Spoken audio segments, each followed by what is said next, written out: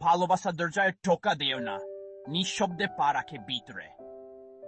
এমনি এক গল্প শোনো আজ। একটা কোলাহলপূর্ণ শহরে দুই অচেনা মানুষের পথের মিলন হলো।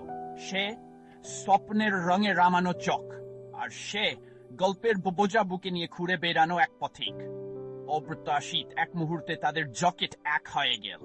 দিন রাত হয়ে গেল, কথোপকথন হয়ে উঠল মনের গভীর আলাপ।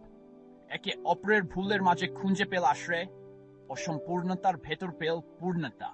বড় বড় ঘটনা নেই, ছোট ছোট মুহূর্ত, ভাগ করা নীরবতা, চুরি করা চাওয়া, সেগুলোই বুনে দিল তাদের ভালোবাসার গল্প। সব বাধা পেরিয়ে তাদের হৃদয় এক সুরে ফিস ফিস করে উঠল একটাবের গান।